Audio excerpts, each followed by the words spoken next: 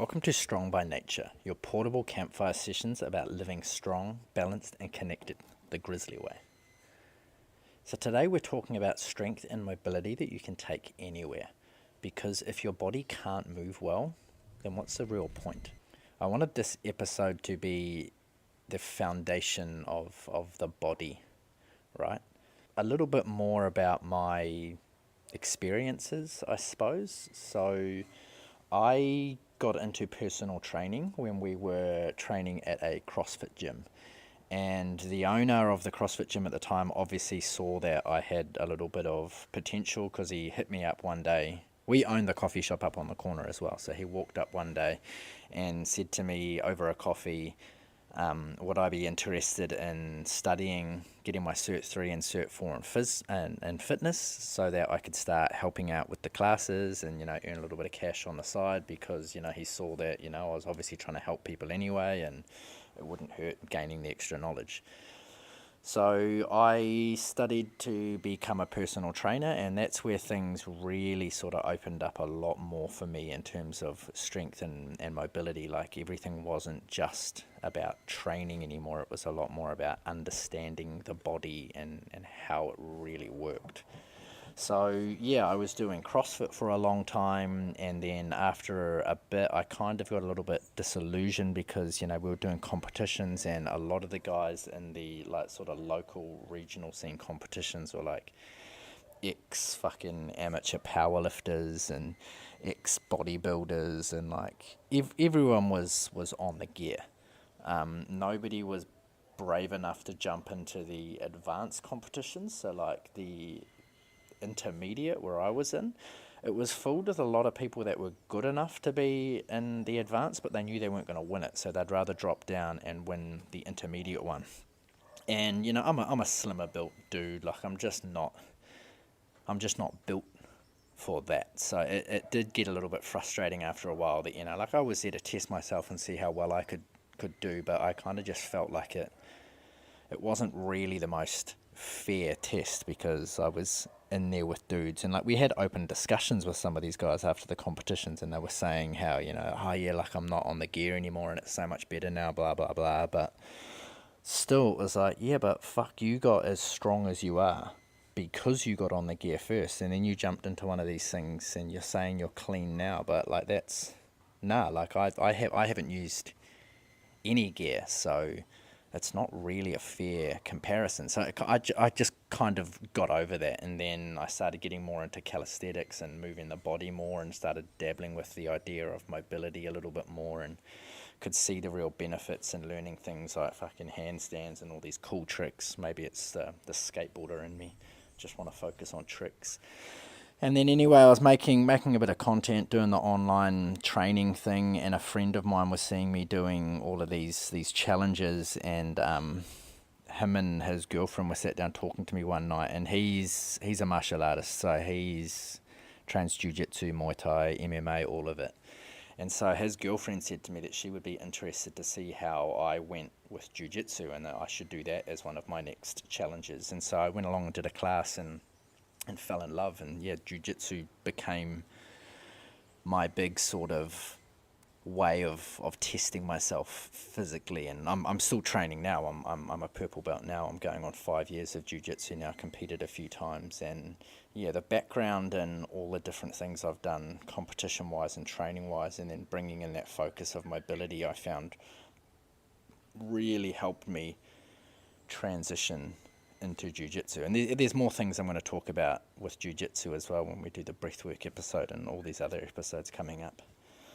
But finding that functional strength first of all through CrossFit, and then seeing more of the importance of mobility with the calisthenics, and blending the two of those together when I got to jiu-jitsu, I could really see the importance of both of those things in what I consider a real world survival situation. There's a lot of people out there that'll talk shit on jiu-jitsu. It's not a very good form of self-defense because you never want to end up on the ground in a street fight, blah blah blah. But the reality is quite often street fights do end up on the ground, and if you don't know what you're doing there, you're going to get fucking destroyed, aren't you? So knowing how to control somebody else is a very beneficial form of self-defense. And so being able to do that with the functional strength and the mobility as well, like actually being strong in real life situations, and having the mobility to be strong in stretched out weird positions, like it's super beneficial just from a self-defense perspective, let alone all of the other real life situations it comes up in. As well, like other things I've really noticed it with lately, having that functional real life strength. And honestly, I'm kind of a little bit bummed out that the word functional strength and functional training is so fucking abused and just thrown out there now, because it is such a good focus for your training. It's been used so often that people are just overhearing it. So I get over using it as well. But it really is like that actual applicable strength to your real life situations. So yeah, another real world application of this that I've seen recently is we recently moved house, and we packed up the whole garden beds and everything that I made. We put all the soil into sacks. I kept all the sacks just in case. We moved our whole garden bed, so we had 40 25 kilo bags of soil for our gardens, and so we had some guys help us move, and these were like big strong guys. They weren't movers, they were just big strong guys that we knew through family friends. But seeing them have no problem picking up the heavy bags but struggling to walk and move and carry them really showed the benefit of those functional movements.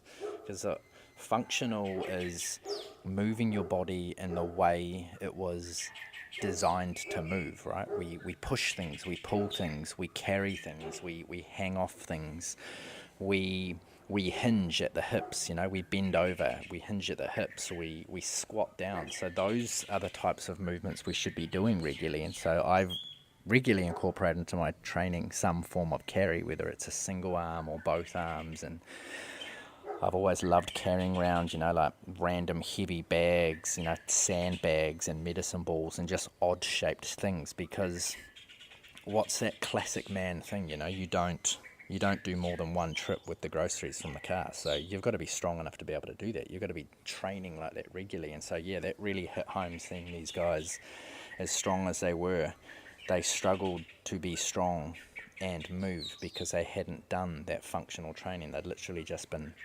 lifting, picking things up, pressing things, which is a part of it, but you've got to have the full array.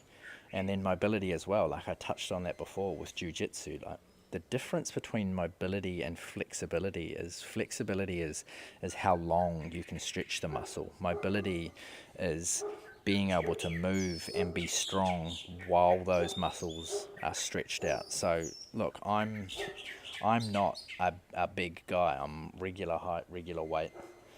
So what's that, 180 centimeters, and I'm about 80 kilos. So like I'm not a big dude. And especially training jiu-jitsu, when I went back to New Zealand training jiu-jitsu and training with all these ex-rugby players, like big guys that are used to holding people down, getting people down and holding them down, like it was a real test of, okay, like how good am I technically, like where is my leverage at? And mobility really comes into that. You end up in these awkward positions with your legs straight out over your head, but can you actually push back from that position? Can you tuck your leg in and hook your foot in behind somebody's knee and flick them up over your head? Like if you don't have the strength in that long range of motion, like it's never going to work. So that's really what mobility is for me, is being strong in these long positions. And again, working in the garden, like there's long times of the day when you're bent over, you're digging, and it's the same with any of my carpentry work. You spend a lot of time bent over sanding things, and so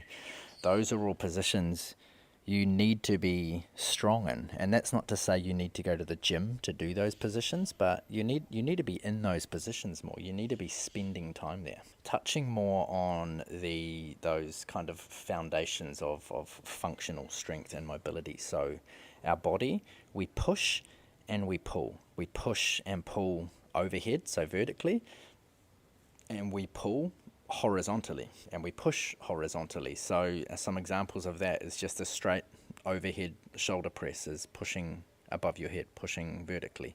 Also dips, preferably on a parallel bar or a straight bar. I don't really like the sitting on a bench with your arms behind you. It's just not really a good position for your shoulder to be pushing through.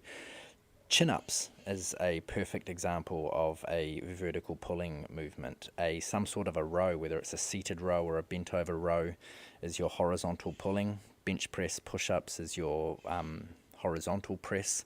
And then hinging, so we bend at our hips and we bend over and we pick something up, like a deadlift or a good morning or a kettlebell swing. These are our hinging motions. And then there's our squats, and you can split that up into split squats as well. So a lunge or a Cossack squat, and these are all positions we need to be strong in, we need to be mobile in. And then there's our carrying and our hang. So these are things we should be implementing into our training every week. And you don't need to be doing it that often or that hard out either. Like, I do 20-minute workouts when I do my workouts. I usually try and keep my training to Monday to Friday.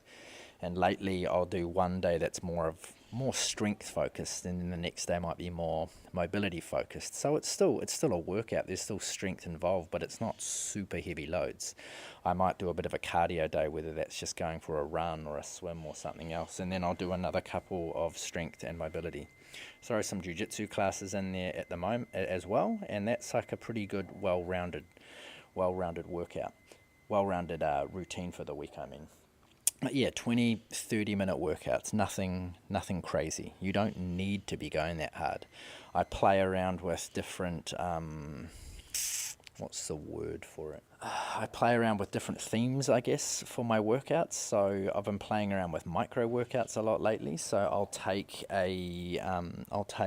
an exercise that's a bit harder, something like, say, a pistol squat or a single arm push up. I do a lot of bodyweight training now, but I'll break it up into, okay, so I could probably sit down and knock out 3, 4 max single arm push ups. But if I sit down and just do 1 or 2, that intensity still hits up to about that 80%. And then I'll rest 10, 15 minutes minimum. And then I'll come back later on in the day and I'll do another set at that same intensity.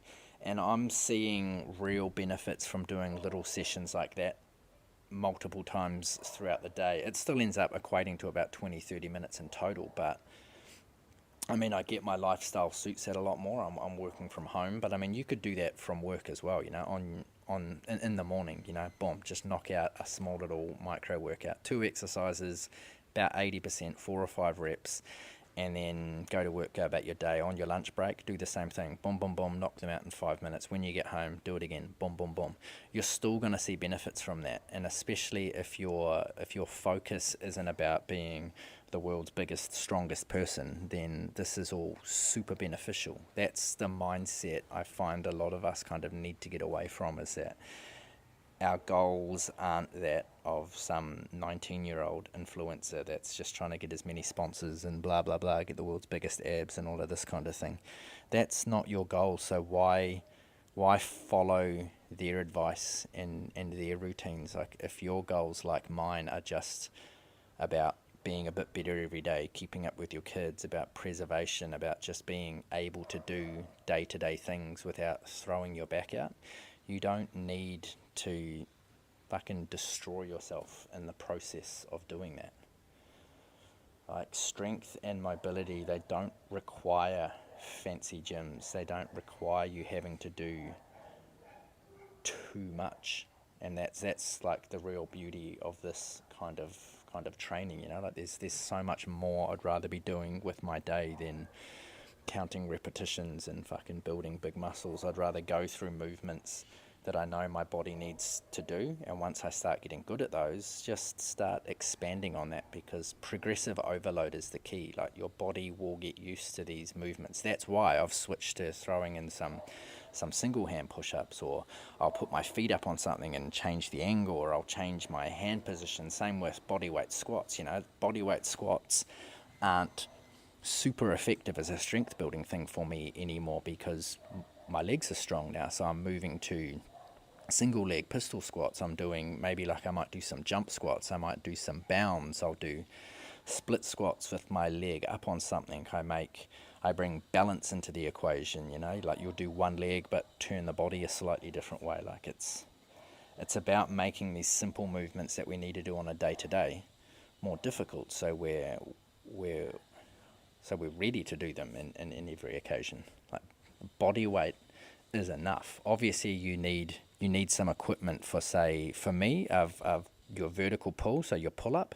It's hard to do that movement without any equipment. So a pull up bar, if you can get that, is probably the only piece of equipment you need. And then for your carries, you need something to carry, but that can be fucking anything. You know, you could, the days that you do the grow series, just be like, okay, let's see how many I can do. And, you know, once it's easy, be like, fuck it, I'm going to look like the world's biggest weirdo, but maybe I'll walk in and out twice just to get that time under tension with the carry. I went down to the park just down the road from me the other day, and somebody had like ripped a fucking street sign out of the ground, and so there's this big long steel pole with a lump of concrete in the end, and I was like, perfect, I'll just lift that up and walk around with that. There's my carry done. The hanging as well. Hanging is so important for all of those tiny muscles in your shoulders that just don't get enough attention. It's going to decompress your spine. It's going to improve your grip strength and your forearm strength. And I don't know the exact statistics on this, but there's statistics out there saying that grip strength directly correlates, if that's the right word, with life expectancy. You know, people that have got good grip strength have been proven to live longer. Fact check me on that. All statistics are pretty fucking sus and dodgy anyway, but I feel like that's probably pretty accurate. You know, having good grip strength is very important for a lot of things. I train with, like I say, minimal equipment. So while we were still in New Zealand, I had a adjustable kettlebell. So it was a bit more expensive. It was about $140 New Zealand. So what's that, about fucking $70, $80 US? But I could pop plates out, and it went from 3 kilos up to 18 kilos. So that was perfect. You know, like I could do a whole lot of different movements with that. I have resistance bands with me here. I've always used those, and I've got a set of gymnastics rings, so just some wooden rings that I bought off, I think I got them off Alibaba for about $20, and then just some ratchet straps from the hardware store. At the moment, we've got, just down the park from our house, we've got a pull-up bar, and there's a couple of parallel bars there, and then there's like a bench seat that we use for like step-ups and box jumps. So I'm like, fuck, I've got everything there. I haven't actually unpacked the rings since we moved. But you don't need a whole lot. And like the other thing as well is, like, I get comments all the time on my physique, like, you know, you're a personal trainer that looks like he needs a personal trainer. And it's like, yeah, but you've got your goals and your priorities and my priorities and goals all mixed up. Like I'm not trying to look a certain way. I'm not trying to achieve the physique that somebody has achieved 9 times out of 10 with fucking performance enhancing drugs. And as well, the other things are not a lot of people realize with the photos and that we're seeing with these influencers online. And it goes back to, you know, the old supermodels and that back in the day. Like it's all smoke and mirrors. Like, to get yourself that lean, you've got to dehydrate yourself as well. Like, to get your body fat down that low, you dehydrate yourself. Like, ask a professional bodybuilder like what their routine is a couple of days before they go out on stage, and that, like, they're dehydrating themselves as well. You can't maintain that physique year round. It would be such a nightmare. And even getting down to that physique, I don't think people realize exactly what it takes to get down there. Like, a lot of these people, like, they're going to be fucking miserable. Like, you know, the amount of food and treat they have to cut out of their diet, like, for me, it's not fucking worth it. Like, I'm strong enough, I'm fit enough, I'm not at a unhealthy amount of body fat. Like, I'm content and happy in my skin. I look at myself in the mirror and I think, okay, like, you know, like, I'm happy with that. For the amount of effort that I want to put in, I'm happy with where I'm at. And that's what it has to come down to for you. It's that ratio. Like, how much do you want to deny yourself? How hard do you want to work? and where do you actually want to look? Like, find yourself somewhere in the middle of that, because this is all about lifestyle and balance, and that's what I talk to my clients about in terms of aesthetics and functional training. And to be fair, just because of the way I am and the way I talk, I don't attract any clients that don't fall in with those values anyway. Like, people that are about that way of life don't generally follow my social media for very long, because there's a million other pages out there that are going to be telling you that other shit, if that's your goal. And as well, like, if that's your goal, cool. Like, it's not a bad goal. I'm just saying, for me and for so many other people out there, like, there's other shit we want to do. Like, I've got a life as well, like, I like having a beer, I like having a glass of wine, I like going out to a pub and, having a burger and watching a game and eating, drinking some beers and having some treats. I'd want to do other shit during the day than just spend my whole life in the gym and counting out my calories and doing all of that. Like, it's about slowing everything down a little bit, right? Look, training outside as well is another massive thing for me, and I think a lot more people would benefit from just spending time outside, doing a bodyweight workout with no shoes on, reconnecting with the soil and letting the muscles in your feet engage and do something. Like, we're in a society now where everybody wears shoes, and our feet have adjusted to that, and a lot of these problems everybody's having in their knees and hips, it comes from lack of exercise and all of these other things, but the problems stem from our feet. Like, our feet just aren't strong anymore. Our feet aren't in tune with what they're supposed to do. So spend more time without shoes on. Do your lifting barefoot. Go down and do your squats at the park on uneven ground, and with bare feet on, and let those muscles in your feet re-engage and start doing what they need to do, because everything's gonna flow up from there.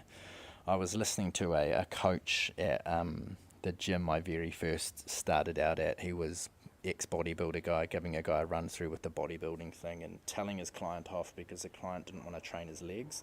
And he was used the analogy of your legs are like the roots. You need to build up the roots and the strong foundation, and everything else will flow on from there. But I'd take it a step further, and like, it's your feet first. You've got to have strong, capable feet, and everything else will flow on from there. I broke my leg in a jiu-jitsu competition last year. My fault. Should have tapped. Didn't realize how much danger I was in. Anyway, broke a bone in my leg.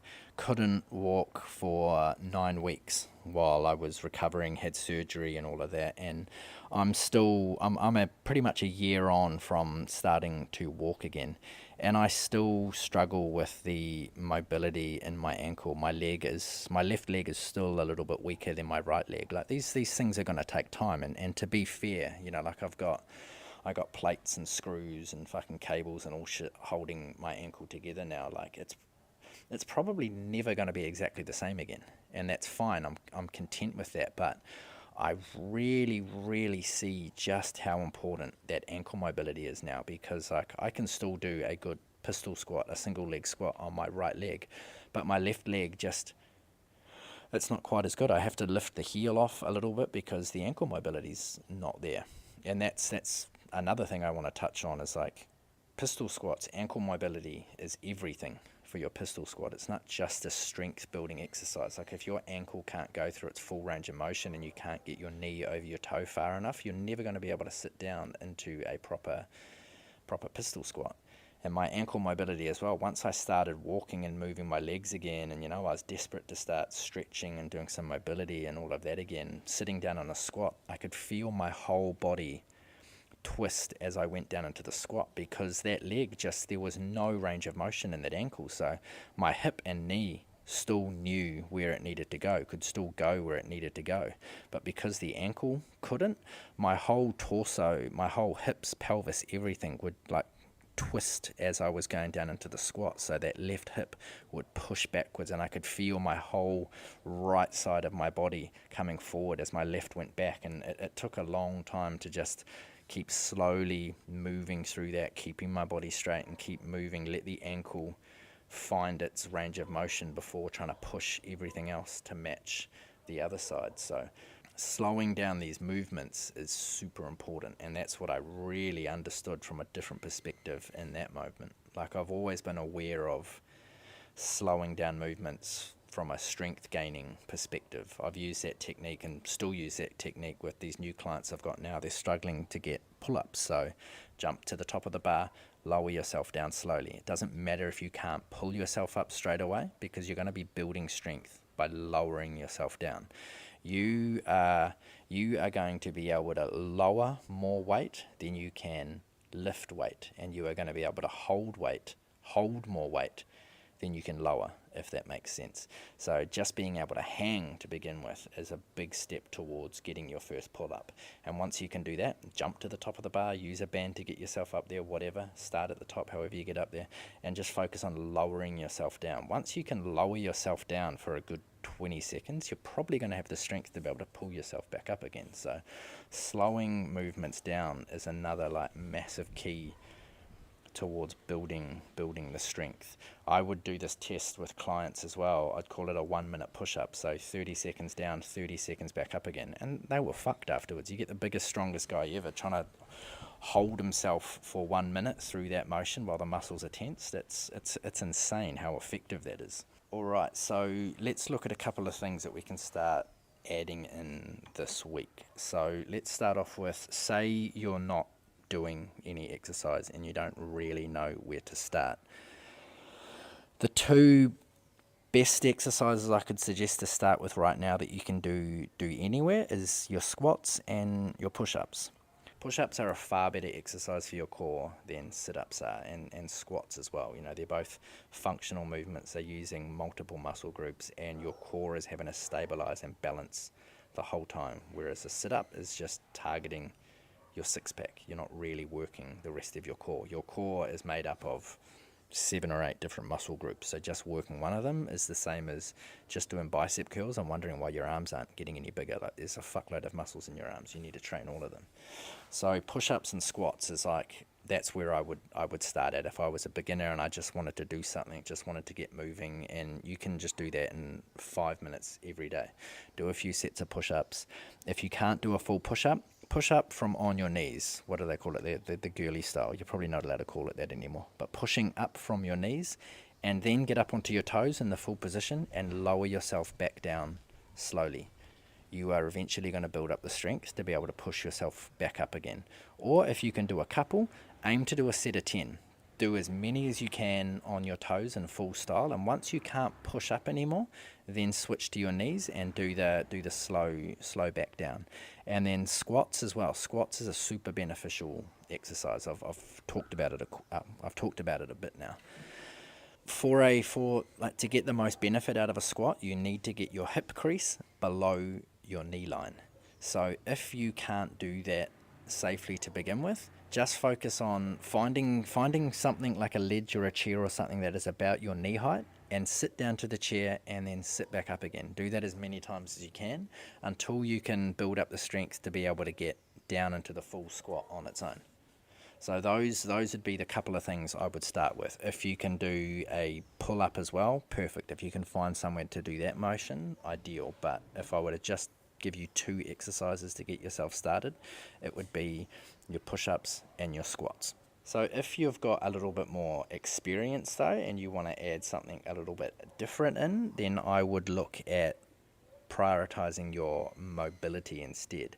And a good starting point for this, I find, is to sit down in a nice deep squat and do what I call squat rotations. So you're down in a nice deep squat, you're down as low as you can get, sit there for 20-30 seconds, get yourself ready, and focus on straightening yourself back up, opening your chest back up.